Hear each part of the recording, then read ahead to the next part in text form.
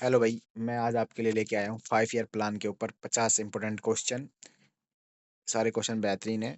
आजकल एसएससी को ये पसंद आ रहे हैं, तो इससे हम एक क्वेश्चन देखेंगे। तो पहला क्वेश्चन है, भारत में नियोजित आर्थिक विकास की औपचारिक शुरुआत किस घटना के बाद मानी जाती है, जब 15 मार्च 1950 को योजना आयोग की स्थापना हुई और 1 अप्रैल 1951 से प्रथम पंचवर्षीय योजना लागू की गई। तो गणतंत्र, ये इसका उत्तर है बी, संविधान लागू होने के तुरंत बाद। संविधान लागू हुआ 26 जनवरी 1950 के बाद 15 मार्च 1950 को योजना आयोग बना और 1 अप्रैल 1951 से पहली पंचवर्षीय योजना चालू हो गई। नेक्स्ट क्वेश्चन है, निम्न में से किस संस्था को भारत की पंचवर्षीय योजनाओं को अंतिम स्वीकृति देने के लिए निकाय माना गया है, जो केंद्र व राज्य के समन्वय का मंच भी था? मतलब किस संस्था, वह थी एनडीसी, राष्ट्रीय विकास परिषद। पंचवर्षीय योजना को अंतिम स्वीकृति एनडीसी से मिलती थी, जिसमें प्रधानमंत्री, केंद्रीय मंत्री और मुख्यमंत्री की भागीदारी होती थी। एनडीसी। थर्ड क्वेश्चन है, योजना आयोग की स्थापना किस वर्ष और किस उद्देश्य से की गई? तो योजना आयोग बना था 1950 में। ये केंद्रित और समन्वित आर्थिक योजना निर्माण और संसाधन आवंटन के लिए गठित हुआ था। नेक्स्ट है, किस वर्ष योजना आयोग को समाप्त कर उसकी जगह नीति आयोग का गठन किया गया, जिसमें पारंपरिक पंचवर्षीय योजना मॉडल का अंत हो गया? तो ये ऑप्शन सी, 2015 में नीति आयोग ने योजना आयोग का स्थान ले लिया। 12वीं पंचवर्षीय योजना के बाद पंचवर्षीय योजना प्रणाली बंद कर दी गई। नेक्स्ट है क्वेश्चन नंबर 5, निम्नलिखित में से पंचवर्षीय योजनाओं की वह कौन सी विशेषता थी जो नीति आयोग की दृष्टि, रणनीति और कार्य योजना मॉडल से भिन्न मानी जाती है? तो वो थी निश्चित समावधि एवं लक्ष्य आधारित केंद्रीकृत योजना। पारंपरिक पंचवर्षीय योजना 5 वर्ष निश्चित थी, केंद्रीयकृत योजना मॉडल पर आधारित थी, जबकि नीति आयोग अधिक लचीला और थिंक टैंक मॉडल है। नेक्स्ट, भारत की अंतिम 12वीं पंचवर्षीय योजना की अवधि क्या थी, जिसके बाद पंचवर्षीय योजनाएं समाप्त कर दी? तो वह थी 2012 से 2017 तक अंतिम पंचवर्षीय योजना। नेक्स्ट, पंचवर्षीय योजनाओं के मूल दीर्घकालीन आर्थिक उद्देश्य में से कौन सा उद्देश्य सभी योजनाओं में लगभग साझा रूप से उपस्थित रहा? तो वह था तीव्र आर्थिक वृद्धि के साथ गरीबी उन्मूलन, रोजगार सृजन और असमानताओं को कम करना। C option. नेक्स्ट, निम्न में से कौन सा कथन सही है? तो सी ऑप्शन, अधिकांश योजनाएं लक्ष्य के आसपास रही, कुछ ने लक्ष्य से अधिक और कुछ ने लक्ष्य से कम वृद्धि दर्ज कराई। नेक्स्ट, भारत में पंचवर्षीय योजनाओं के बीच जिन वर्षों में वार्षिक योजनाएं एनुअल प्लान चलाई गई, उनका मुख्य कारण क्या था?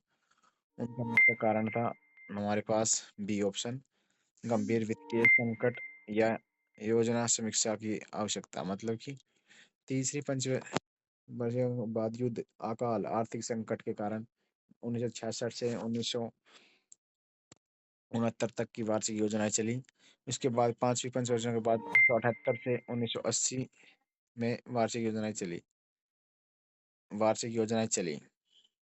नेक्स्ट, एक बार चली थी वार्षिक योजनाएं 1966 से 1969 तक, उसके बाद 78 से 80 तक। नेक्स्ट है, निम्न में से कौन सा कथन पंचवर्षीय योजना प्रणाली के अंत में संबंधित सही है?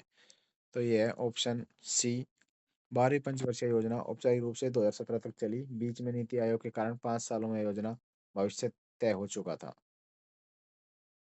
नेक्स्ट है, ये अब देखते हैं पहली पंचवर्षीय योजना से लेकर 1966 तक तीसरी पंचवर्षीय योजना तक के क्वेश्चन। प्रथम पंचवर्षीय योजना 1951 से 56 तक मुख्य रूप से किस मॉडल पर आधारित थी और किस क्षेत्र पर इसका सर्वाधिक जोर था? तो ये बी, हेराल्ड डोमर मॉडल पर आधारित थी। प्रथम पंचवर्षीय योजना हेराल्ड डोमर मॉडल पर आधारित थी। खाद्य संकट और कृषि उत्पादन बढ़ाने के लिए कृषि और सिंचाई पर केंद्रित थी। नेक्स्ट, प्रथम पंचवर्षीय योजना की प्रमुख उपलब्धि के रूप में किस प्रकार की आर्थिक स्थिति का स्थितिकरण माना जाता है? तो ये स्वतंत्रता के बाद आर्थिक असंतुलन को नियंत्रित करना, कृषि उत्पादन बढ़ाना। इसमें खाद्यान्न संकट को काफी हद तक नियंत्रित किया और कृषि में वृद्धि दर्ज की गई थी पहली पंचवर्षीय योजना की। द्वितीय पंचवर्षीय योजना 1956 से 61 किस अर्थशास्त्री के मॉडल पर आधारित थी? इसका मुख्य उद्देश्य क्या था? तो ये थी द्वितीय पंचवर्षीय योजना पीसी महालनोबिस पर अर्थशास्त्री पर आधारित थी। इसका मुख्य उद्देश्य था भारी उद्योगों के मध्य तीव्र औद्योगिकरण था। नेक्स्ट, द्वितीय पंचवर्षीय योजना का कौन सा परिणाम अक्सर संतुलन संबंधी चुनौती के रूप में उद्धृत किया उद्धृत किया जाता है? तो ये है विदेशी ऋण भुगतान संतुलन पर दबाव बढ़ाना। भारी उद्योगों पर बड़े निवेश के कारण विदेशी ऋण और भुगतान संतुलन पर दबाव बढ़ा, जो योजना की एक प्रमुख चुनौती मानी जाती है।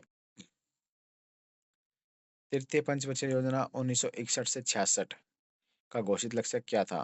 तो ये था तीसरी योजना का घोषित लक्ष्य आत्मनिर्भरता और रक्षा तत्परता को मजबूत करते हुए संतुलित आर्थिक विकास। तृतीय पंचवर्षीय योजना अपने लक्ष्यों को प्राप्त करने में क्यों काफी हद तक असफल मानी जाती है?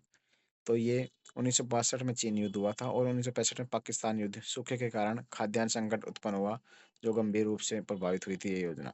नेक्स्ट, तृतीय पंचवर्षीय योजना सफल होने 1966 से 69 के बीच अवधि में 3 वार्षिक योजनाएं चलाई गई। उनका प्रमुख उद्देश्य क्या था?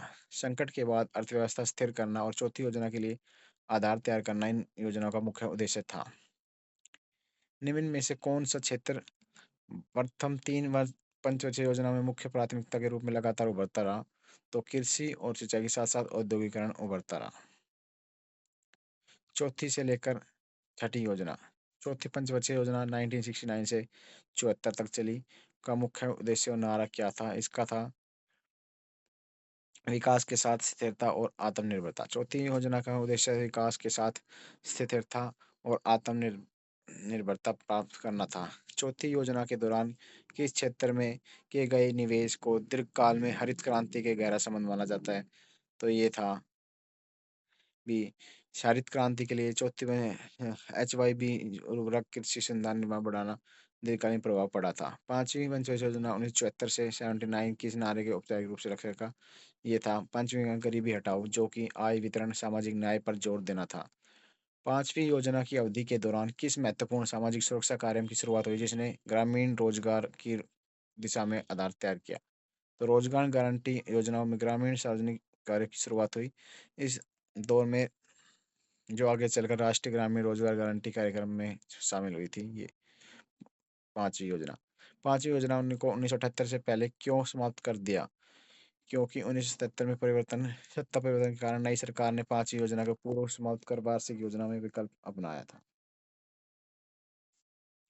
छठी पंचवर्षीय योजना 1980 से 85 के अक्सर किस प्रमुख नीति परिवर्तन से जोड़ा जाता है? तो ये जोड़ा जाता है छठी योजना रोजगार और गरीबी उन्मूलन को मिलाकर आधुनिक औद्योगिक तकनीकी दिशा की ओर एक कदम मानी जाती है। छठी योजना के दौरान आर्थिक वृद्धि के संदर्भ में कौन सा कथन अधिक उपयुक्त है? तो छठी योजना में आर्थिक वृद्धि और दर अपेक्षा बेहतर रही और कई लक्ष्यों करीब रही। सातवीं से नौवीं 1985 से 2002।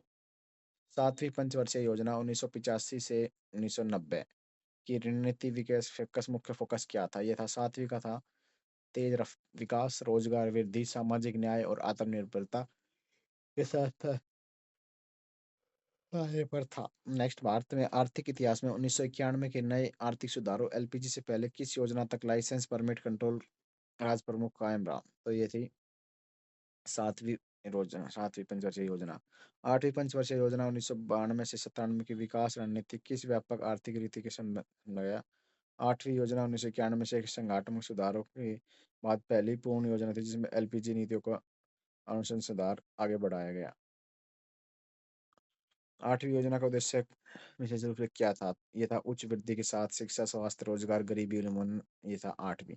नौवीं थी 1997 से 2002 और इसका था न्याय, growth with justice and equity, न्याय के साथ विकास। नौवीं पंचवर्षीय योजना भारत की 50वीं स्वतंत्रता वर्षगांठ 1997 संदर्भ में कौन सा लक्ष्य विशेष रूप से रेखांकित किया गया था? ये रखा गया था नौवीं योजना में basic minimum services, basic minimum service, शिक्षा, पानी, स्वास्थ्य आदि उपलब्ध कराना नौवीं में था। नौवीं योजना के दौरान भारत में संदर्भ में कौन सा कथन अधिक सटीक है? ये है लक्ष्य काफी कम वृद्धि और वित्तीय असंतुलन।